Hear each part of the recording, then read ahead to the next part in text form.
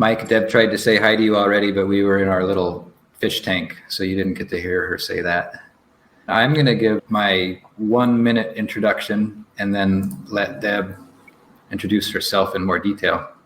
And mostly what I want to say, I've been thinking about this, and I'm pretty sure that Deb is the best outdoor educator I've ever had the opportunity to work with. Like, I was so impressed, and that was specifically in the woofer class. And just to give you, Deb, that feedback and other folks in the course, what worked so well for me is that Deb can combine this practical experience, and she can talk a little bit about that, and then the theoretical experience, like her understanding of brain science. And the way that she brought those into the course was that she would tell us why she was doing something. Like, she would say, I am intentionally stressing you out because of this, or I am holding you to this level of accountability because of this. And that worked so well for me to get that extra insight. Like, I kind of feel like I'm part of the club. Like, okay, I understand why she's doing this to me. That was awesome. And it's something I'm incorporating as much as possible into my own coursework. So for other folks, that. Deb, if you can say a little bit more about both the practical. A handful of these folks know you, but a lot of our participants are from out of state and even out of country. Sure. Then I'll actually even start with what you just said is, thank you. I appreciate that feedback, but I'll also say almost all of my techniques have also been stolen, right? And so not only do I read about, the brain science also goes to education, like what works, what educational techniques work. So I just use what I've read about, what works. So research says these techniques work, but a lot of outdoor educators don't know how to apply those techniques, right? So there's that part of it too. And that's kind of what this talk is about a little bit.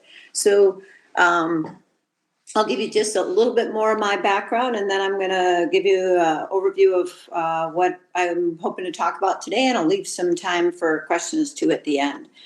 So I run my own business. It's called Safety Ed. And so that business does what I call teaching, training, and consulting in accident prevention and crisis response. So the accident prevention has something to do with a couple of the questions that you asked, that people asked. Luke forwarded those to me and kind of summarized some of them. And so that's a little bit of a different category in how you might use checklists or different techniques to prevent the accident in the first place. But a lot of what I talk about in my business and things I try to prepare people for is how does the brain respond in highly stressful situations? Like, why do we make mistakes under pressure? What's going on in the brain? And then when the things fall apart, like once the avalanche has happened and the snow starts moving, or once the boat capsizes, like a time of, or even prior to, right? You're under highly stressful situations because the weather's moving in, or you realize you've gotten into a predicament with the water. But when that's going on, it's almost predictable what's going to happen in the brain. And that's what I study and try to bring into the classroom, is that all I have to do is turn the heat up a little bit, right? And that's what Luke's referring to is, and you don't work as well. The brain doesn't work as well. And if we don't do that to students, if you don't practice like that, then you're misinforming yourself. And that's what I try to get people to understand is if you think you're going to perform well under pressure, but it's all out here, you think it, you cognitively reason it. It's like, oh, you're probably in for a surprise. Things aren't going to go as well as you anticipate. And here's why. And so that's what I'll explain. And then I'll say, and here's how you can modify your training techniques and your teaching techniques and your practice techniques, so you at least change the odds a bit and you make it more likely that you're going to perform well. So I'll spend about 20 or 30 minutes talking about that, and that's the brain science. And then I'll move on and talk a little bit more about some heuristics and how that applies here, because I saw a couple questions that had to do with heuristics, as well as The use of facets, how that somebody had talked about that, and that's just an acronym for categorization. I'll talk about how you can categorize, how you can use checklists, things like that. And then I have just a kind of a little risk management plan, Deb's checklist of how I might categorize things in my brain. And that's more of a prevention. So that's kind of how I would hoping to summarize or to end it. So to start, I'm going to talk a little bit about brain science, right? So very in-depth brain science. And so Luke asked if I wanted to use any props or IT stuff, and this is it right here. So this is how fancy I get, okay? So this is your brain. So this inner part is going to be your old brain. This is going to be your new brain. We all know that, right? So the old brain, way deep inside of us, is at the automated section, right? So that's all this automated stuff happens. It's way deep inside. So I'm going to say the inner brain is like the jewel. It's the diamond. It's the most important part of your brain. And it gets the best spot, the best protection. Everything on the outside, what we think of as the prefrontal cortex, all of the stuff right behind here, that's the bubble wrap. That's the nice to have. And then it's all housed in a really hard cranial vault to protect it, right? Because it's such important tissue. So there's two different brains, the inner brain and the outer brain. And they both do really different things, but they keep us alive, right? They keep us, through evolution, they have kept us evolving. They've kept us surviving, and we are thriving. I mean, we're like 7 billion plus at this point. So we're not near an extinction, right? So we're doing good as a species. So the inner brain, here's the stuff that applies to us that we need to think about. Not only is it primitive and old, but because it's all about evolution. Through evolution, that part of the brain has helped us survive. It's actually, I'll get to the rest of that sentence in a second. I'm going to go back to more of what is that inner brain doing. That inner brain is keeping our heart beating. It's telling us how fast the heart should go, how slow the heart should go. It tells us it's time to breathe. If you've ever taken the woofer with me, you've heard me talk about how that limbic system, the inner brain, is so key to pH. It's got to have perfect pH, perfect glucose, perfect blood pressure, and perfect temperature. And that's homeostasis. And that limbic system is all about keeping the body at perfect homeostasis. And it's very good at it because it's this automated machine. It's a super cool automated machine that is like a super hot Jaguar that fixes itself, right? And that's all what's happening in the brain without us thinking about it. And then we have this outer brain that's developed over the last couple 100,000 years. And this has allowed us to set goals and do higher cognitive decision making and to work more communally. So we've now perfected the art of being a human. But both parts are very important, right? Because that, especially in the limbic system, is set to keep us alive, right? It's way based on identification. It's got tons of data receptors. There's data receptors in our skin, our hearing, our vision, our nose, and they're sending them to the middle of the brain so that we know what's going on around us. And so we will rely on those in an emergency, right? So those are all the good things. Another thing to keep in mind about the limbic system as well as the prefrontal cortex is they're both very much based on pattern recognition. They like habits, okay? And this is going to come into play because if we don't have a lot of data set, if we're new to an activity, if we're new to a venue, if we're new to an environment, we don't have good data sets for our brain. We're way more likely to make mistakes, or we're going to do a different type of heuristic, which is we're going to have to take what data set we know, right, that we've encountered before, and we'll fill in the blank at what we think is the best bet. Right, so we'll take an educated bet based on previous data sets. Okay, so that's how this prefrontal cortex is going to work. Here, the middle brain does the same thing. So here's an example of a data set. Is when you're a baby and you first come out, you don't have a lot going on anywhere, right? I mean, your heart can beat and stuff, but you don't know much about what can I touch, what's hot, how do I walk. How do I swallow? All of those are learned behaviors, but it's the limbic system that's learning. So the limbic system and the prefrontal cortex, they work together. As an example, is they take a ball and they drop the ball. And they go, check that out, because it doesn't know anything about gravity, right? A baby picks it up again and says, drops it again. It's like, wow, it happened again. Drops it again. Wow, it happened again, because it's learning about gravity, right? So the brain, that's how the brain works. It's got to see it again and again and again, and then it gets this pattern recognition. Once again, these are going to come into play later on. Okay? The brain likes patterns. It loves pattern recognition, because then that's going to help it make decisions. If it doesn't have a pattern, that's going to be disruptive. It's going to be hard for the brain to figure it out. Or, like I said, it will fill in the blanks. Okay, it's going to take its best guess. If we don't have, if there's a surprise to the pattern. So here's an example of the baby. The baby, they have tests where they show how the baby is basically learns that the ball's going to drop. It's not stimulated. The limbic system is not stimulated. It learns to expect this, to anticipate this. But then there's a thing inside the limbic system called the amygdala. And I'm going to talk about that quite a bit, because the amygdala stimulates to let the human body, to let both brains know if there's anything that's a threat, a potential threat, or an opportunity in the area, right? And this is the amygdala is kind of what the whole talks about. So the amygdala stimulates all the time when we are in dynamic, threatening environments, which is kind of the outdoor industry, right? So you're going to have this part of the brain stimulate until you get a familiarity about that threatening situation. And then once it learns that that pattern's acceptable, then the amygdala is not going to fire as much.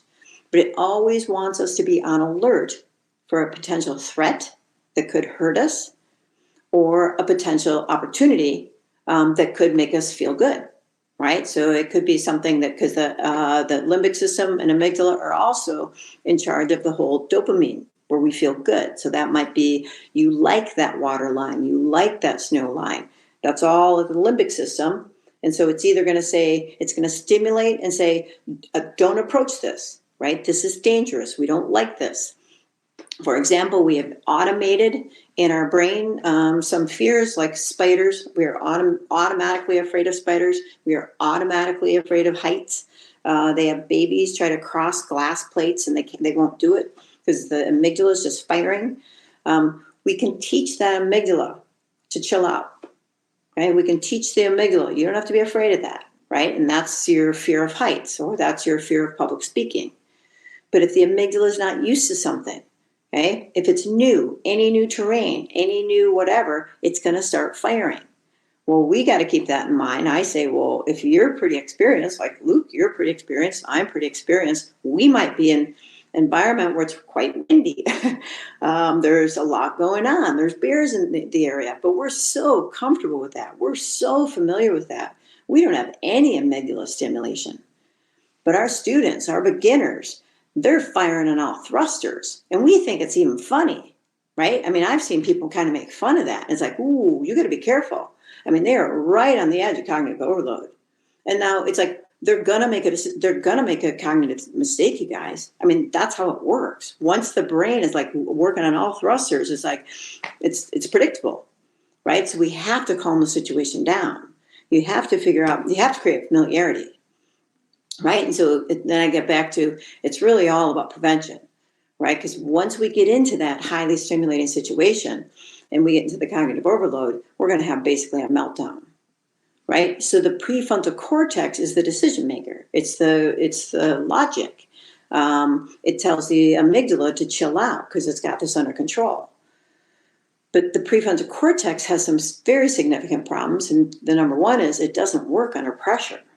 Right? There's a whole bunch of mistakes that are made when the scene becomes just too intense, when there's way too much data going on.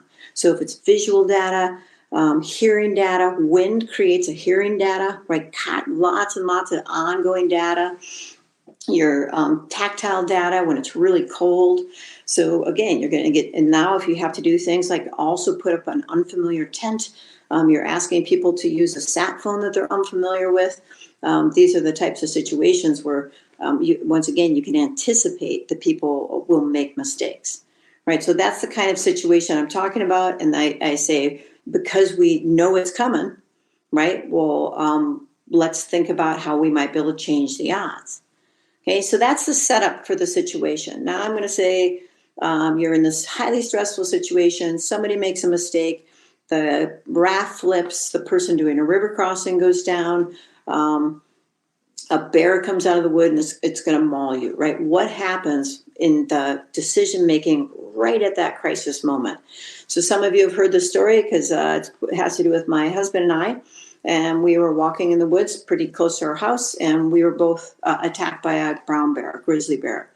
And so we live in a very wooded area outside of Anchorage, but it's not in Anchorage, about almost an hour away. So very mountainous, very thick. And a brown bear hops out on the trail, maybe 150 feet in front of us, and it is coming straight at us, right? So you guys imagine this. She is in a full charge position. So her head is down, her shoulder hump is up, her lips are pulled back. So she's showing all of her teeth. She's frothing at the mouth. And I still remember she was making a deep guttural clicking sound as she is snapping her teeth and coming straight at us. Her hair is totally on end. Her ears are pinned up against her head, and she is running straight at us, right? And so now you're both brains are working off of data recognition or pattern recognition, right? So your amygdala is feeling highly threatened at this point, right? So what's it going to do? It's like pushing the button. So it's going to secrete these chemicals of survival, right? I'm going to talk about the prefrontal cortex in a second. But what that does, this is the good point, right? This is why we want that midbrain and amygdala to work. Super cool, you guys. I mean, because the midbrain doesn't have anything to think about, right? This is all automated. All data goes into the midbrain first. It takes 0.01 seconds for that visual data to get to the amygdala and for the amygdala to respond. It takes 0.04 seconds for that data to get to the prefrontal cortex. So you start responding before you know it hit you, before the brain sees and recognizes the bear, right? So you're going to have these chemicals in your system. And as some of you know, there's kind of an upper, which is your sympathetic acute stress response, but then there can also be a downer. And that might be, there are a few times where you might actually vomit and faint, right? And play dead, okay? And that's through evolution. We say, well, if you vomit and you pee your pants and poop yourself and you stink and look gross, predators don't eat sick prey. Might get you out of a jam, right? So that's still stuck in us. That's why you feel nauseous when there's blood or you see a bone sticking out, right? It's why you feel nauseous when you have a close call, because when you have the willies, you almost threw up, right? It's acetylcholine, right? It's that evolutionary button, okay? But one of the buttons that can be pressed, very commonly is pressed, is going to secrete adrenaline, right? So most of you know what adrenaline is. It's going to help get you through the emergency because it immediately makes the lenses in your pupil dilate so you have better vision, right? Better focal vision. You immediately limit the blood flow on the skin, and all the vessels on the skin constrict and draw the blood deep inside you so that if that bear rips me and mauls me, I don't bleed to death because the blood said, hightailed it deep inside of me, right? Except some of the blood is needed. It's diverted to my muscles, right? So that I can fight or flight you. I can run from you or I can fight you, right? So there's all these automated things, again, that's going to happen. And that's going to happen immediately. And it's going to give the brain a nanosecond to decide, what next, boss? Right? That makes sense? So as this bear is coming at us, we just got flooded with these chemicals. And they make it really hard to make a good decision. So it's going to say to the prefrontal cortex, what should we do now? And whether it's your raft capsize or you fell through the ice, whatever it is, you got a nanosecond to decide, you're going to Google search it, right? And now the prefrontal cortex is going to look through what I say are experiential or cognitive hits. What in your history do you know that might help you in this situation? So I say it's a Google search. Brown bear's running at me, ears pinned to the head. It's about to maul me. What am I supposed to do now? Click, search. And it's a Google search, right? And you're hoping that you get a hit. You have some experiences. Otherwise, it's just going to go, still searching, right? And that is actually called a bewildered state. It's so common that the prefrontal cortex doesn't know what to do, right? It's looking for hits in its database, that the amygdala gets even more freaked out. So now the amygdala starts hyperfiring, right? And then the prefrontal cortex is like, whoa, chill out. And that's what happens, right? And it's an amygdala hijack. It's super common in really intense situations, right? You got to have hits, you guys. And it's like, just because you read about what to do in a bear attack, that's not a hit in that emergency, right? Does that make sense? So I say, you got to create hits. That's what your buffer scenarios are. You must create training. You must create educational experiences that mimic what an emergency looks like to the brain, right? So that's going to be an important part of it, is your trainings have to be real, right? They have to be very realistic. And just like public speaking, we say that might not be the first thing I throw at you. We say you got to get the amygdala used to it. With public speaking, one of the reasons that the public speaking it's an innate fear, you guys, because all the predator eyes are looking at us, right? I mean, a ton of people are staring at us. That's threatening to us. In evolution 100,000 years ago, right? So we stimulate. We're like, oh, I don't like this. Okay, you got to teach it, right? So by the time you're an adult, you might have already taught it that that's cool, right? It's okay, but that's innate in all of us. So again, if there's something that's unfamiliar, that's different, right? All of those things, whether it's new equipment, new people, new terrain, new activity, I mean, they can just, again, I say, if you're teaching classes, I'm like, all of those things are, it's kind of the straw on the camel back, right? So it might be, it's only 2 straws to say out of 10. We say it's only 2 straws worth of stress to be camping around bears for them.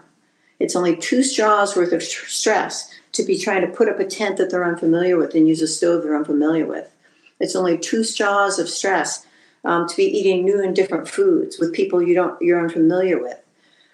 But we're adding up the cognitive overload, right? And then it gets to the point where whether it's them or it's us in a stressful situation, you get to the point where the brain just doesn't function well, right? And so if you anticipate those things, again, ideally we can train ahead of time. So the bell curve of people who do have dysfunction in an emergency, I'll back up. So what do people do in that emergency when that bear is coming at you or you capsize? It's basically a bell curve, right? So a lot of people say, oh, you panicked. Most people panic. It's like, actually not at all. The bell curve says most people are right here, right? So at one end of the spectrum are the people who they're all-stars. They rock it. They act as if this is normal to perform perfectly in emergency. I say they hit the bullseye. Imagine whatever your emergency is that you might encounter, that's most likely for you to encounter. I say, then here's kind of a technique to think through is imagine and truly imagine, visualize what perfect performance would be like if you rocked that scenario, right? Again, capsized boat, avalanche, whatever. And now we say, how close did you come? We evaluate your performance after the accident. And we say, most people are in the bell curve here. A few got 10 out of 10. They hit the bullseye. Like they nailed it, right? And we say it's about 10 or 15% of people do extremely well in this emerging urgent situation. It's only about 10 to 15 who truly blow it. And their behaviors actually make the situation worse. And that's more of the panic group. They did highly dysfunctional behaviors. Most people don't do really a good thing and they don't really do a bad thing. They do some stuff. Some of it might be good, some of it might be bad, but it's in the middle. And that's about 85%, 70 to 85% of people are right in that middle. And so we say, what we're trying to do is skew the stats, right? We want it to be more likely that you're at that high-end performance. So a couple of things that are going to happen during that emergency situation. The emergency situation can be 10 seconds, like it was with Blaine and I with the bear attack. It can be 10 minutes because it's a capsize and it took you a while to get all the people together. It could be 10 months because it's COVID, right? So it's kind of like, what's the emerging situation? It depends how stressful it is, right? How much is coming at you? Very commonly, our ability to recall is very, very, it's lower, right? We have very poor ability to pull out cognitive or factual information, right? So I say, even if it's things like a really basic phone number, you write it down, you laminate it, you put it in your first aid kit, you put it in your sat phone. People aren't going to remember their date of birth. They're not going to remember long lines, GPS. You tell them data here, and they walk up to the top of the hill and call it in. They're going to forget the data. So anticipate, you guys, that they will not be able to remember things well in an emergency. Almost always, people will do their habits, right? So especially in highly stressful situations, because habits they don't take effort, they take less effort, right? And they produce less stress. There have even been people they found in like a World Trade Center, following the World Trade Center bombing, following really big catastrophes. They found people knitting. They were in the room was dissolved. There's all this smoke and dead people, and they were knitting because it was a stress reducer, right? That was their habit. That was their routine. It's like, you're going to do your routine in an emergency, you guys.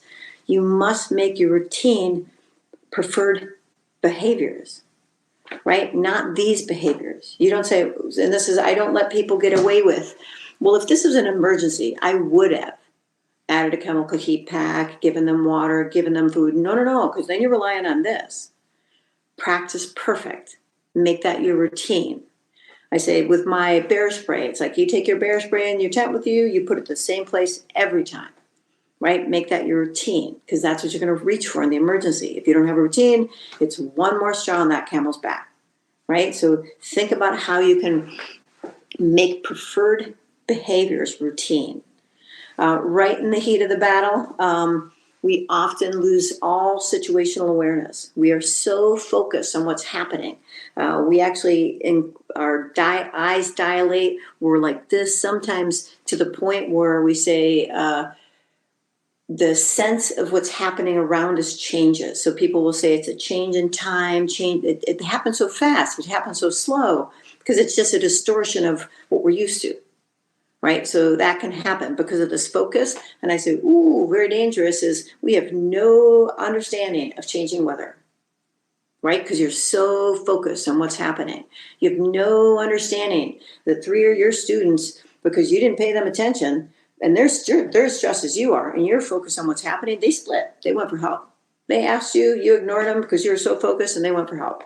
And you turn around and you look, and 3 people are missing, right? And that's happened. I can give you the case studies. Right, so we tend to be very, very focused. One thing I say is, in highly stressful situations, there's lots of research that shows how we do not multitask well at all. And just as an example that I'll use for the Woofer class is I say patient care is a task, right? As far as the brain is concerned, it takes cognitive focus and it takes some kind of behavioral focus. Because I got to figure out what's wrong with you. I got to anticipate what's wrong. And then I got to come up with a treatment plan and actually do the treatment, do an assessment, do a splint, whatever. Like that's a skill, challenge in itself. Bystander care is an entirely different challenge, right? Because you need to understand how other people are going to respond in this emergency. Who are liabilities around you? Who are assets around you? What might you do to provoke them to make it worse or better? Different tasks. You don't want the same person having to do both. A third task is to actually call out the emergency, right? So now you're going to have data on who are you going to call, who's going to come in, how are you going to do that, what equipment do you need? That's an entirely different task. So I say in an emergency, if you really had some kind of a medical emergency, there's probably at least 3 significant tasks that need to be done, right? So you're going to have patient care, bystander care, and the evacuation itself.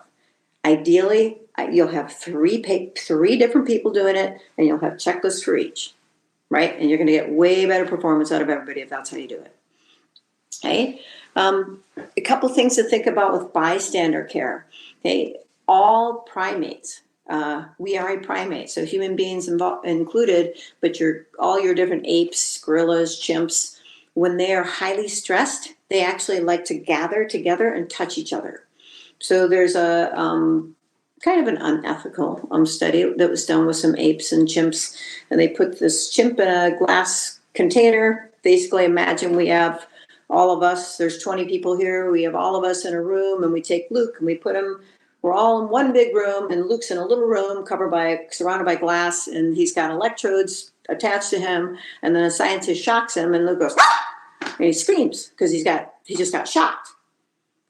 What we're going to do as a species is we're going to all look, we're going to be surprised, we're going to want data, we're going to want to know what just happened, and then he gets shocked again, and especially if he starts crying, if he's in pain. We will all gather up, and we will mingle, and we will start touching each other, and we will ask questions. And it's like all species do it, right? We might do it not quite like that, but it's like it's going to happen. And we're looking for answers, we're looking for information, and when we gather and touch, the amygdala gets chilled because the amygdala is firing like threat, threat, threat, threat. What's going on? Luke's screaming, threat, threat. And by touching each other, our blood pressure drops, our pulse drops, the amygdala gets chilled. So I say, ooh, you want to stress everybody out? Say, hey, whole group, gather up, or stay away from us. We're going to take your friend and isolate them and isolate you, and you can go over to the edge, and I'm not going to give you any information. And it's like, it's a good way to stress them out, right? That's a good way to put them over the edge. It's like, almost always, it's good to give some information to your bystanders, right? Let people know what's going on. Otherwise, you're just going to start rumors. Okay, so if we take all that and say, how can we apply it best to you? Now I'll kind of try to close up here as I say, there's a lot of research that just backs up what I'm saying. There's one guy, his name is Anders Ericsson. If you guys, I've got a PowerPoint I can give you at the end if you want some resources for reading too. But Anders Ericsson, his book, he's an expert on expertise. Like, how do you get really good at anything? And it applies here, right? It's like, how do you get really good at risk management? How do you get really good at your knots? How do you get really good at water sports? And one of the things he says required for everybody is that you must know what perfect looks like, right? You must know what the bullseye looks like. Beginners don't know that. Beginners don't. So like a teaching point, beginners, they suck at recognizing the bullseye. They kind of see the target. And I say for me, the example is Olympic skating. I can't tell the difference who's good. I look at their uniforms, the music, right? We all do, because we're not that good. So we kind of can recognize the target, but we can't recognize bullseyes. So we say, don't let beginners evaluate themselves, because they can't. They're not going to give each other good feedback. It's like, no. You've got to teach them what that bullseye looks like. And then that's what I do to Luke when I say, no. It's like, here's what the bullseye looks like. This is what a good spine assessment looks like. This is what a good splint looks like. This is what a good self-arrest looks like. Yours was over here. This is how you get better, right? And that's good feedback. And that's what Erickson said. He said, if you don't have feedback following your performance, you're just going to practice bad behaviors. You're going to create poor routines. And he said, you must have somebody better than you evaluate you to get you better. He said, as a beginner, you have to. Once you get good enough, once you can recognize then the bullets, right? The target versus the bullseye, and you know what really good looks like, then you can do it yourself, right? And then you can work on modifying your own behaviors, ritualizing things, making those routines. And that's what I encourage you to do. Okay. If you're going to run any type of trainings, make them as real as you can, right? So I say add smoke, add stress, add role players. That's where people learn, and that's what all the data is going to say. You chill out the amygdala, it's better long-term retention, right? As far as neurotransmitters, long-term retention. If you want to add stress, like as teachers, I say a way to add stress. I got a bullet point of lack of sleep adds stress, right? So if you guys are lacking sleep, that will add more straws to the camel's back. Performing in front of others, being evaluated, surprises. The brain doesn't like surprises. If you have gaps in your knowledge, lack of familiarity, noise, task saturation. So those are all the types of things that stress us out. So think about, again, for you, when those become too much, then you're going to start making mistakes. If we want to stress people out in our scenarios, you can add those kinds of things, add surprises, add stressors. But then I also have a bullet point list of how we can reduce stresses. Okay. And one is knowledge and practice. One is familiarity. One is checklists, right? Routine, which is kind of what I've talked about, but now I'm going to move into is how checklists can help us. They can help minimize the brain power necessary and make things more routine, right? Can help sort out things in a crisis. And a couple more are just breathing. Deep breathing techniques have been shown to be quite effective at reducing stress, as well as laughter. Even the Marines, the Green Berets, they actually all learn those techniques just to soothe that amygdala during highly stressful situations. So that's my talk on the all of the brain, and I kind of brought into how you might deal with that and what you might do about it, but I have a little bit more on just your questions of heuristics, checklists, and the checklist I might suggest. Might not be exactly what you're looking for, but just kind of here are categories that I would look at. But before I move on to that, I just want to ask if there's a question. I see a couple questions here, but ask Luke, are there things that we should address right now? Yeah, you bet. I think that'll make sense with the flow. And I just want to share for everybody, and I think people can probably relate to this. Like, I'm just feeling like overwhelmed with how valuable this content is for me, and it reminds me of when I'm on like for me it's ice skating, like the perfect ice day, and I'm freaking out because it's like I want to get this picture and I want to skate over there, and it's just like that overwhelmed brain. So I'm already thinking like, and I just need to rewatch this video like monthly to try to get it all to fit in. This stuff is so It is pretty cool. And it's so cool. And I know we're going to run out of time, but so let's address these questions. One here is coming from Guy, and he has a bunch of experience, like industrial emergency experience. And in several of those settings, he's experienced that time slowing down phenomenon. And I can relate to that from my avalanche accident. And so he, of course, that was super valuable to him and valuable to me to be in that state. And he's wondering if there's any sort of training for the brain to kind of evoke that like hyper rational mindset. Yeah, but it's just got to be that realistic training, right? Like, so that's basically what everybody is going towards now. And so this, again, I don't know who it was. Luke just gave me some summaries of questions, but heuristics in a way, this kind of has to do with heuristics because again, the brain likes these patterns, right? So it's always going to look for these routines. And so, so ask the question again, the way that you were describing it, that the person said. Is there a way to take advantage of this time slowing down phenomenon? Can we get there on purpose? I was wondering if it was more of where do you get the training or where do you learn more? So the where do you learn more has to do with all of the disciplines that have to do with, it's a highly volatile situation. It's very dynamic. You need to think quickly. And if you make a mistake, it could have bad consequences, right? So, avalanche world, of course, we said, well, the outdoor world, all of the outdoor worlds like that. But the thing is like Sometimes commercial fishing's like that. Sometimes wildland firefighters like that. Sometimes NASA's like that. Sometimes doctors are like that. The police can be like that. The military is like that. So there's all sorts of disciplines. They're tackling this exact same thing. And that's where, so I say, my teaching, I steal a lot from Teach Like a Champion. Really good techniques, you guys, as far as here's how you become a better teacher. When it comes to stress exposure training, that's straight from the military, right? And that's why they and this was all learned after World War II. So World War II, they did a really big study. Some of you guys probably heard about it.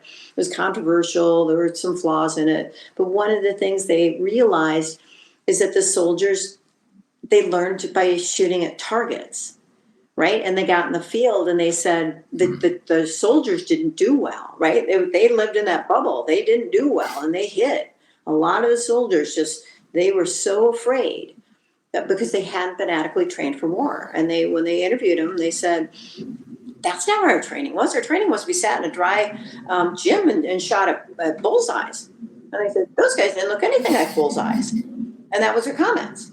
And the military got upset that they got publicly dissed, and then they changed all their training.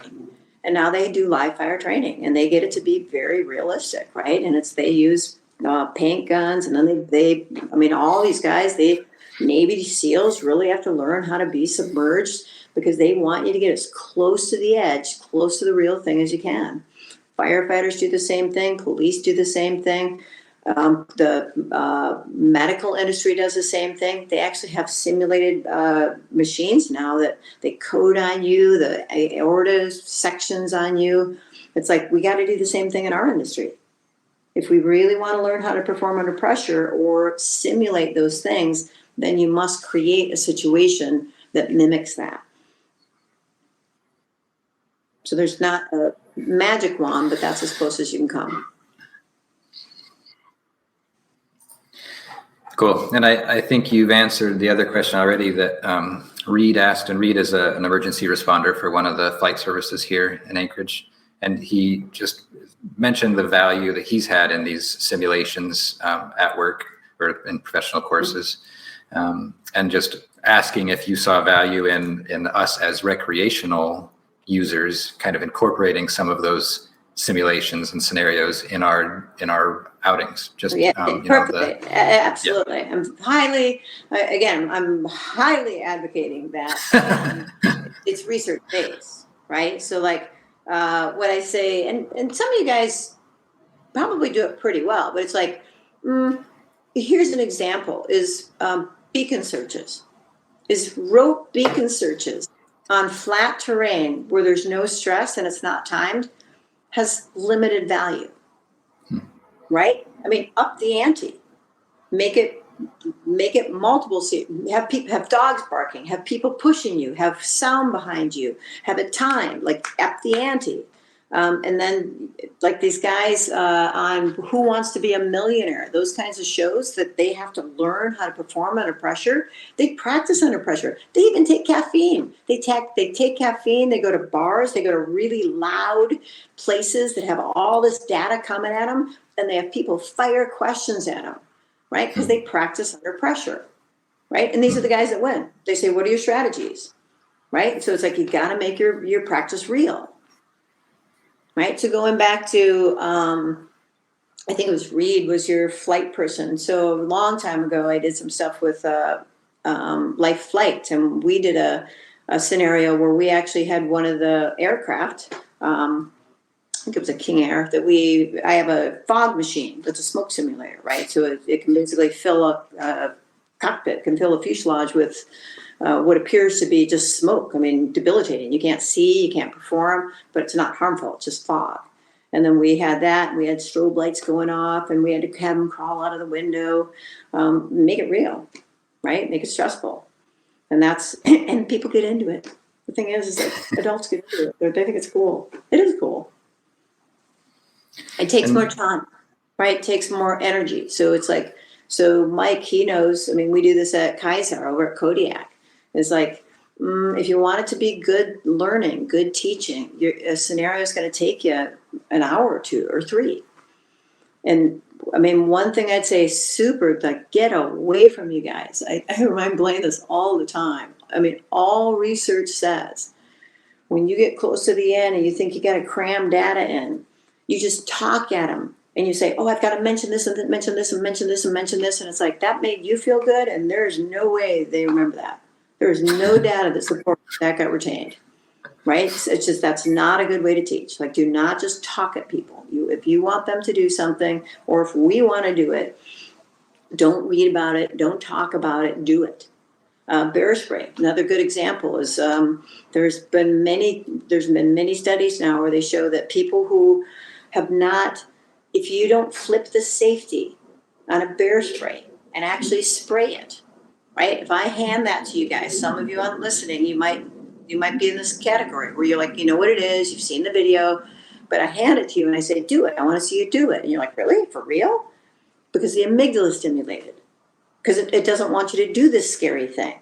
You will never use it in an emergency if it's going to be more scary, right? The brain's like, no, don't do that. That adds scariness, right? So they say, no, people who've never actually shot bear spray probably won't use it in an emergency, right? You need to pop that cap and get out in the woods and actually practice with it. I mean, all your emergency stuff. If you've never actually used a fire extinguisher for practice, you probably won't use it in an emergency because it adds stress. Does that make sense? Yeah, that's awesome. I'll add a 30-second to that read, which is that I often look for like the free data or the easy opportunities to do this. And so for me, that would be at the end of a trip where we're about to fly commercial back to Anchorage and we can't bring the bear spray. We're not supposed to bring the bear spray. So then we practice. That's when we shoot the bear spray. Or likewise with beacon practice, both Valdez and Hatcher Pass have the road cut run. And so you can drop somebody off at the top of the road cut at the end of your day, and then the driver can bury beacons at the bottom. And it's just so easy to add that to the routine. It's a lot easier than building up the more advanced scenarios. Yep. And that's some of the thing going back to Anders Ericsson, the guy that talks about expertise. I mean, he talked, what he studies are people like chess masters or Tom Brady's of the world or the LeBron James. Like, what do these people in all these disciplines have in common? And almost all of it, there are like 3 categories, but one has to do with the quality of your practice, right? And so you just described a quality practice. Is that if you really just kind of go through the routine, you tie the knots, you do this, they say, those are the people who do not. They say, well, if this was for real, it's like, you rarely perform in the championship game better than you practice. Right? That makes sense. Okay, so I had a couple other things that I was going to mention that had people had brought up that you had asked about. And the heuristics, again, heuristics are kind of these patterns, right? So people pick up patterns. The brains want patterns, right? They make things more simplistic. And actually something I should throw out is once you create a pattern, here's how beneficial that can be for us. Probably the best example that makes sense for me is tying your shoes. Is that when you're 2 or 3 years old, tying your shoes takes a lot of cognitive work, right? Because this is a task. This is a new task cognitively. You have to remember how to do it, and then behaviorally. Well, so all of these tasks, like using a beacon, using whatever, kind of like tying a shoe for a kid, is that when it's a new task, it takes a lot of effort. But once we can make it so patterned, so routine, that we don't have to think about it anymore, the brain actually moves it to a different spot in the brain called the basal ganglia. So now this is super cool. What I say is your prefrontal cortex is kind of like your whiteboard. I can erase that now because I don't have to use any prefrontal cortex for routine behaviors like tying your shoes. And so that I can actually tie my shoes and talk to you at the same time. It's one of the only times that we can have 2 brains open at once, right? And so we say, if you can make things routine, if I can tie knots that are so routine that I can talk to you while I'm tying a knot, that's how honed you want those skills, right? And I say, here's another example. You've all done it, is when you are thinking about it And in your limbic system, or I should say in your basal ganglia, is your route to work or your route home. Is that you just transferred. You were thinking about something else and you automated it, and you did the automatic. So we want to automate everything, and then we'll default to that, right? So that's just another example of why that would be important. So and that's a heuristic, right? So the heuristic it's going to be based off of some kind of patterns, and we can make mistaken patterns, mistaken heuristics. We can fill in the blank, right? So we can see what's happening either in the limbic system or not. And if we don't have the full picture, we say, well, this is our best guess. So those are examples of heuristics. If you say heuristic traps, what are routine traps? What are things that often happen routinely, or mistakes in your routine that can get you in this trouble? That's another way to put it. So a lot of people don't really like the word heuristics because it can be hard to define. A lot of people don't really know what that means. There's the acronym FACETS, and that's just something for the avalanche industry, and it's a way to kind of categorize heuristic traps, mistakes people can make, hazards and risks, and that's just for the avalanche industry. What I say is, when it comes to checklists, it's a type of checklist, right? It's a way that you can go through a checklist and maybe help you think through your risk management of an avalanche situation. And I am a high advocate of checklists, right? Again, I'm way into routine, I'm way into research. Virtually all research supports the use of checklists, right? Checklists are, to start, they can be training wheels, right? So I say, as soon as you can, get off the training wheels and make it actually routine. If you need to start with a checklist, and you guys know this, like if I do a woofer, if I say, if you need a checklist of how to do your spine exam, if you need to use those cheat sheets at first, do it, right? Use them. But as soon as possible, don't do things thinking about it. Make it routine, make it habitual, right? But when it comes to an emergency, or when it comes to intensity, you want checklists, right? Because you will make mistakes. We just do not get cocky, right? Like I go back to NASA, aviation industry, the medical industry. They all use checklists because they've been shown, if you actually use them and you make that your routine, you make fewer mistakes, right? So incorporate checklists. And I actually have gear checklists downstairs that I use, and I've been doing this for a long time, right? And so you figure it should be habit, but I'm still going to use a checklist. I'm going to use gear checklists. You can take checklists in the field for, here's how to do certain equipment. If there's anything that takes thought, here's how to respond in an emergency. But the checklists, be careful. Checklists should be super simple. They should not be a book. Usually we want to, if we can, you want to keep them, the average, will keep them very succinct, keep them very direct. Help the person remember key points, key things that they're supposed to do.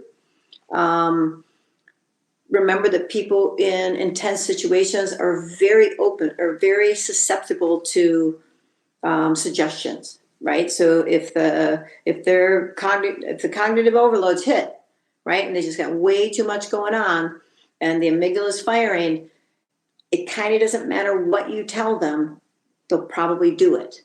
Right? So I could say, now take off all your clothes and spin 3 times. They'll probably all do it. Right? So it's like, don't say, do the right thing. It's like, what does that mean? Right? Don't panic. What does that mean? That wasn't helpful. It's like, no, tell them. But if you say, take care of the patient and all the bystanders, that's not helpful either. Right? It's like, hey, hit the bullseye with 2 big tasks and do it under pressure. And I'm trusting that you're going to nail it. And if you don't, then we're probably going to reprimand you. That's just going to add to the pressure. Right? So it's like, that's not a good checklist. So really think about what would be good chunks of tidbit. And these are emergency response checklists, right? So we say there are lots of checklists, pre-flight checklists, right? And again, that's your packing list or whatever. And it could be a checklist of, maybe even decision-making for avalanches and going across a slope, or how do you decide on water, right? What are the decision-making things? And so my checklist, as an example, is they're not really, now I just jump ship and I said, I would say have maybe bullet point checklists of how you want them to respond in an emergency. And those go into your emergency action plan. Those go, I say, an organization or people should probably put just a couple bullet points in their first aid kit, right? To help people through the emergency that's happening in the field. If you're an organization, you should have the same thing in the field and on the receiving end of a phone or radio. So that, you cannot assume that the people receiving this call are going to know what to do, right? Because they're going to be stressed. And so you should give them a very specific checklist of what information should you receive, write down the time, confirm it, right? I say rumors are rampant. They often make mistakes. So I say, hey, Luke, let me get this straight. This is where you are. This is what you need. This is when you're going to call back, right? So there are different ways that you can limit the mistakes that are made following an emergency. Then there are also checklists you can use to help prevent the emergency. And those are like your checklists that, again, aviation, flight people would use. We can also use those. So my categories, and these are things I say just before you go on any trip, before I go on any trip, I'm going to think through all of these things. And I'm going to think through of what might I face, what risks and hazards might I face, or if I'm leading a trip, what are my strategies for avoiding it or managing it, right? So I just go by categories. So I'm going to give you 5 categories and then say, here are things I might add. But the category is terrain and terrain features, right? First bullet point. So I say, I think through on my trip, I visualize the entire route. And there's actually science behind visualization. Like visualize perfect performance. Like visualize perfect performance in your boat, in tying your knots. It actually builds neural pathways. And if you're really, really, really good at visualizing, the brain doesn't know the difference between that and the real thing, right? So it solidifies long-term learning. So we say visualize perfect performance in an emergency, right? Visualize perfect performance doing all of your tasks, starting the sat phone, using the beacon, right? I also say visualize your terrain, visualize all the terrain features, and think about all the things that might hurt you or others that have to do with the terrain. Trip hazards, bushwhacking, river crossings, a glacier. So that's the first bullet point. Second one is weather. Any weather features, wind, wave, changing weather, if it gets cold, what it's going to do to people, if it gets dark, what it's going to do to people, if we get hurt and get stuck out there, how might that weather change tonight? So I'm doing a checklist of how I'm anticipating the weather factors in my audience, right? Because these are going to all be interacting. It's like, how savvy is my audience when it comes to the weather? The activity itself, what are the hazards associated with your activity? So if you're backcountry skiing, what are the hazards associated with avalanche, all of your avalanche survival? What are the hazards associated with your water sports, with your climbing? Because they might be different, okay? Equipment hazards. So I think about what are all the mistakes people make with the equipment, misusing the equipment. If I have beginners, they often make mistakes with equipment. So I think about how can I help prevent these mistakes, right? What are common equipment mistakes people make? Do I know how to fix these things? Do I have an equipment list? And then the last one are the people. And that's, again, what a lot of people talk about is the human hazards. And I'm like, well, really? But they're all across the board, right? If you got these really stressed out people or they don't know how to use the equipment, the terrain stressing them, the weather stressing them, the activity stressing them, the equipment stressing them. I mean, they're going to make more and more mistakes. And if they make more and more mistakes, they're going to take your focus off what's happening, right? So again, these things all go together. Okay, so again, there's no real checklist, but those are the types of things that I'm always trying to think of when I'm doing a risk management plan in my mind. And then you might have, I know we're right at the time here, but you might have, if I'm going to run a trip, I might think about or have people think about how would travel to or from an activity, what risks might be in there that we have to address, camping and overnighting, or dinner or food. Those might be some risks that we can say, all right, so what, again, if I have a checklist, what I do is I think about that bullet point and all the things associated with that, how I can prevent the accidents, how I can help educate, how I can look through everybody's eyes, how much stress is this going to be in their view. And those are all preventative. A couple things to think about is our brain, because if we're trying to make really good decisions, our brain needs to be, it's a pig when it comes to glucose. So it needs to be well fed and it needs to be well hydrated. So if we are not well fed and well hydrated, you can also anticipate you will start to make more cognitive errors. Okay. So we're at an hour. I think it was supposed to be an hour. So I've got a couple more questions if you guys have time. Any things that you guys want to ask?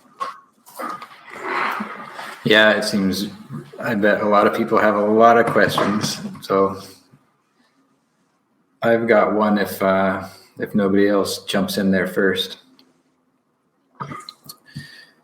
Okay, so Deb, my question, just yesterday we were talking a little bit about the stress continuum, like stress injury continuum.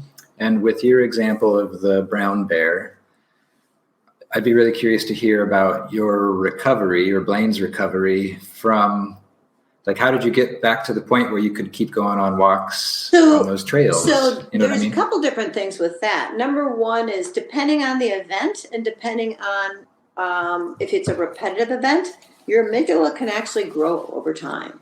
And they think that that's happening to soldiers, and that's contributing to a lot of post-traumatic stress. So there is a chance that Blaine's or my amygdala actually grew. Part of whether or not you recover has to do with your amygdala, right? So like that's one of the things we don't get to choose is you don't get to choose the size of your amygdala, right? So Blaine kind of jokingly is like, yeah, I got a big one. I'm like, yeah, but you want a little one, right? Because you have a little tiny amygdala, you only secrete a little tiny bit of chemicals and hormones. If you have a big amygdala, then it's like a big frightened car alarm. Woo, woo, woo, woo. You're always on high alert. Right? It's like a cattle dog, right? Like just they're wound way too tightly. So there's a bunch of science, and this is kind of a little deviation, but so some of it has to do with that. Some of it has to do with neuropeptide Y. And this is in the brain. And if you have neuropeptide Y, it soothes the amygdala so that you don't have post-traumatic stress. And it's natural, right? We all have it. But it's a ethically questionable practice because what they're thinking is that if you've gone through, say, a brutal rape or something in war, if they immediately, within so much time, give you neuropeptide Y, you seem to have a better outcome. You can recall it without the emotional attachment because the emotional attachment is in a different part of the brain, right? That's more in your limbic system. And so that sounds really good until you realize that you could torture people and then give them this, and then it wouldn't be so bad, right? So this is science that's happening right now that people just don't know about, right? And so the military, once again, often leads this because they want, if they're going to invest in, say, a Navy SEAL, for example, I think they said that they spend $2 million per Navy SEAL in training. They want a good investment. They don't want somebody with a big amygdala, right? They want somebody who can perform really well under pressure. And so they're doing science where they're basically looking at amygdala sizes and neuropeptide Y, and they're looking at all these things that might predict how you will do. And then you have people pushing back saying, but we don't know enough because you can't prove that I can't make it, right? So ADA doesn't allow that because it's like, ooh, until you can prove it, right? You got to let me try.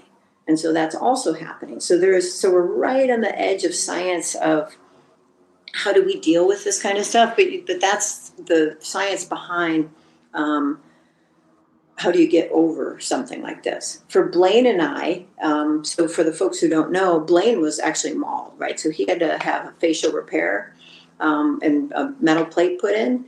And so Blaine's post-traumatic stress was worse than mine. But it is all about trying to get that amygdala to settle down. I mean, that's all it is, right? And so that fall, because we live in the middle of nowhere, right? So we don't have a garage. You park outside, and to get out of the car and to get into the house was very stressful for both of us. And so, and we both thought we were going to have to move, right? I mean, you drive up to the house and your chest is tight, right? And it's all amygdala, right? Because it's like warning, warning, warning, warning. And I'm trying to bring it down. I'm trying to breathe. I'm trying to do all my own techniques. And I would have to honk the horn, right? To go into my house 20 feet away. And it was like, wow, this is wild, right? And so the attack was in August, and it was all August, that August, September, October. And then the bears went away. And then the next year it was better. And the next year it's better. And the next year. And so now it's basically back more or less to homeostasis. And that was a long time ago. It was 20 years ago. Awesome. Thanks for sharing that. Yep. Well, thanks for sharing everything. It ties in really well with some of the conversations we've been having. So I'm sure it's going to stimulate a bunch more conversations in-house. Okay, cool. Yeah. Okay, thank you very much. And I guess, thanks. It's nice to see some names here now. If you guys have follow-up questions, what I might do for you, Luke, is I will email you that.